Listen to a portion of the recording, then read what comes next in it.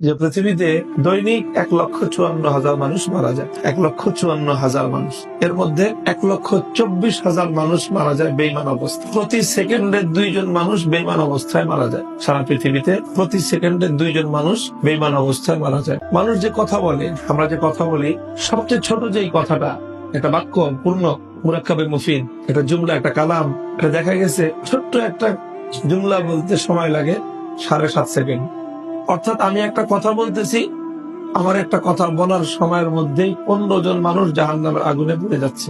কারণ প্রতি সেকেন্ডে 2 জন, 7 সেকেন্ডে 14 জন, 7.5 সেকেন্ডে একটা কথা বলতে বলতে 15টা মানুষ জাহান্নামের আগুনে পুড়ে যাচ্ছে।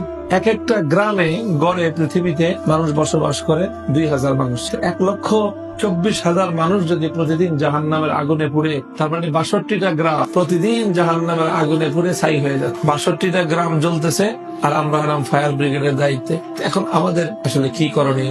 আমাদের উচিত হলো, যেটা আমাদের হৃদয়ের দাউ দাউ করে একটা আগুন ধরা দরকার, সে আগুন হলো দরদের আগুন। আমাদের বাংলাদেশে 16 কোটি মানুষ, এর মধ্যে 14 কোটি হলো মুসলমান, আর বাকি 2 কোটি নাহাদুল্লাহ অমুসলিম।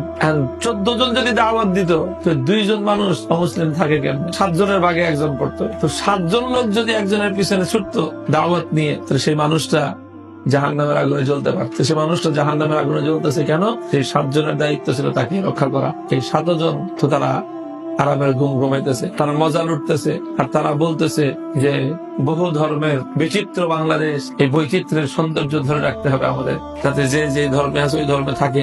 ধর্মান্তরিত হয়ে গেলে তো আস্তে আস্তে কুফর বিলুপ্ত হয়ে যাবে, তখন আর এই সৌন্দর্য থাকবে না। সমাজের প্রত্যেকটা মুমিন যদি দায়ী হইতো, প্রত্যেকজন মুমিন যদি দায়ী হইতো, তাহলে কোন মানুষ অমুসলিম থাকতে পারতো। এই যে